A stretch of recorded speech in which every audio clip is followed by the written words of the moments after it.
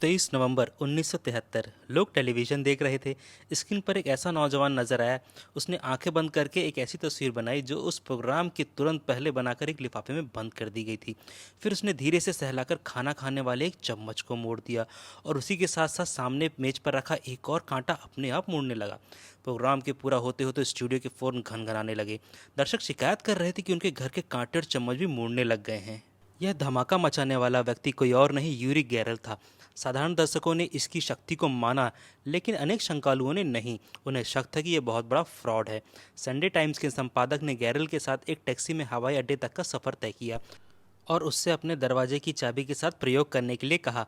गैलर को इस प्रस्ताव पर कोई हैरानी नहीं हुई। उसने चाबी को सहलाना शुरू किया। चाबी किसी गर्म मोमबत्ती की तरह मुड़ गई। संपादक को अपनी गलती का एहसास हुआ।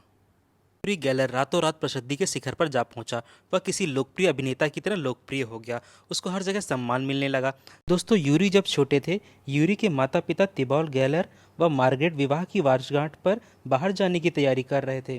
किस होटल में जाएंगे और कहाँ खाना खाएंगे, इस पर चर्चा ही चल रही थी। इतने में यूरी बाहर से खेल कर आया। माता पिता को तैयार देखा तो पूछा, बाहर खाना खाना जा रहे हो? माँ ने पूछा, हाँ, पर तुम्हें कैसे पता? तो यूरी ने जवाब दिया, तभी तो आप लोग बात कर रहे थे। यूरी, तुम्हें शर्म आनी चाहिए। किसी की बातचीत छिपकर नहीं सुननी चाहिए, उसे ऐसा पिता ने समझाया। मैंने आपकी बातचीत नहीं सुनी, मैं तो अभी बाहर से खेल कर आ रहा हूँ, यूरी ने जवाब दिया और कमरे में चला गया। मार्गरेट का उत्साह खत्म सा हो गया। चेहरे पर चिंता की लकीरें अविराजी। तिबोर ने देखा तो पूछा, क्या हो गया? पता नहीं, मुझे डर लग रहा है। यूरी में अनोखी बात है, मैंने तुम्हें बताया नहीं कि तुम मजाक उड़ाओगे, पर पिछले दिनों एक हैरत अंगेज बात हुई। एक दिन यूरी सूप पी रहा था, अचानक उसके हाथ में पकड़ी हुई चम्मच मुड़ गई और सारा सूप उसके पैरों पर गिर गया। पिछले दिनों मैं यूरी व उसके दोस्तों को लेकर एक रेस्टोरेंट में गई। वहाँ यूरी तो पेस्ट्री खाने में मस्त था, लेकिन रेस्टोरेंट में चीख पुकार मच गई। वहाँ के लोगों के हाथों में पकड़ी हुई चम्मच जैसे कि रबर की बनकर लटक गई हो। घबराकर लोग इधर उधर भागने लगे। यह सब यूरी का ही कमाल है, मैं समझ गई। मैं चुपचाप बच्चों को लेकर वहाँ से बाहर आ गई। ऐसी बातें सुनकर तिबोर के चेहरे पर चिंता की लकीरें दिखाई देने लगी। अगले दिन दोनों यूरी को एक डॉक्टर के पास लेके गए, पर वह क्या करता? यूरी के अंदर की ताकत को मापने का कोई पैमाना तो था ही नहीं। एक बार यूरी कहीं बाहर गया हुआ था और पीछे उसके पिता की तबीयत खराब हो गई। माँ किसी तरह पड़ोसियों की मदद से उन्हें अस्पताल लेकर गई। कोई जरिया था नहीं कि यूरी से संपर्क साधा जा सके। माँ परेशान थी कि वह क्या करती। तभी सामने से यूरी गैलर उन्हें आता हुआ दिखाई दिया। वह अस्पताल का बिल भर चुका था। उसकी माँ आज तक समझ नहीं पाई कि वह अपने आप अस्पताल पहुंच कैसे गया। यूरी गैलर के अतिरिक्त धातु मोड़ने वाले कई अन्य व्यक्ति भी हुए, जैसे 17 वर्षीय निकोलस विलियम्स, जेरार्ड और बेलिंडा एच। वास्तव में जब बेलिंडा ने अपने इस गुण का प्रदर्शन किया तब वह केवल सिर्फ 6 वर्ष की थी।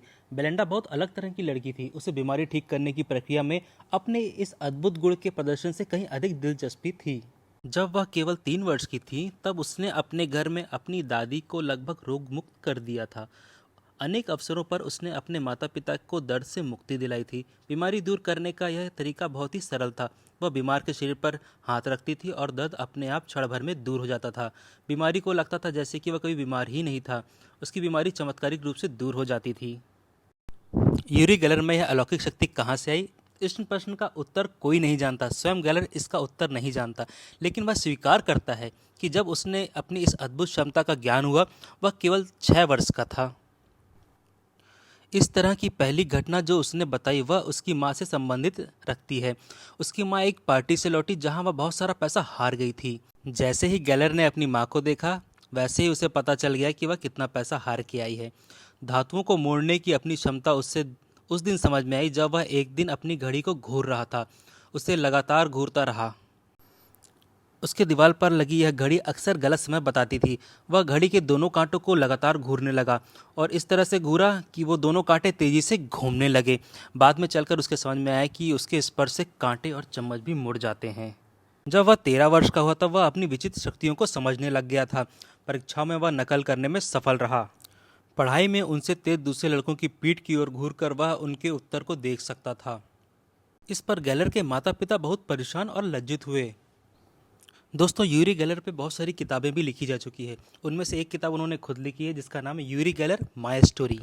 इस वीडियो में देखा जा सकता है कि वह अपनी जादूगिरी का जलवा दिखाते नजर आ रहे हैं। दोस्तों, अभी हाल ही में यूरी गैलर ने मेडिकल स्टाफ के लिए चम्मच मोड़ने वाली घटना को परफॉर्मेंस दिया। कोरोना वैक्सीन का टीका लगवाने के बाद 75 वर्षीय गैलर ने कहा, 60 वर्ष से अधिक उम्र वाले हर व्यक्ति को इसको टीका को लगवाना ही चाहिए। दोस्तों, एक खास बात यह है, यूरी के पास एक कार है। इस 1976 मॉडल कैडिलिक कार को नाम दिया गया है गैलर इफेक्ट। इसकी खासियत यह है कि ये पूरी गाड़ी की बॉडी पूरी दुनिया भर से यूरी गैलर के प्रशंसकों द्वारा दिए गए चम्मच चिपकाए गए हैं, जिन्हें यूरी ने अपनी मानसिक ताकत से मोड़ दिया था। अपनी यह कार यूरी को बहुत पसंद है। वह अपनी शांति मिशन के दौरान वह जॉर्डन, मिस्र, बेबीलोन, सीरिया, इराक और ईरान इसी गाड़ी को चलाकर जा चुके हैं। दोस्तों, मशहूर पॉप सिंगर माइकल जैक्सन भी यूरी गैलर के बहुत अच्छे दोस्त थे। यूरी गैलर को पेंटिंग बनाने का बहुत शौक था। उन्होंने माइकल जैक्सन की भी एक बहुत अच्छी पेंटिंग बना चुकी है। दोस्तों, यूरी गैलर, निकोलस विलियम, जेरार्ड और बेलिंडा जैसे विशेष व्यक्तियों के ऊपर गहरा अध्ययन किया जाना चाहिए। उन्हें केवल बाजीगर या फ्रॉड कहकर दिमाग से नहीं हटा देना चाहिए। वे अपवाद हैं और जीनियस हैं। दोस्तों, आपकी क्या राय है, प्लीज़ कमेंट बॉक्स में बताइए। और अगर आपने मेरा चैनल अभी तक सब्सक्राइब नहीं किया तो उसको सब्सक्राइब कर लीजिए। Thank you friends.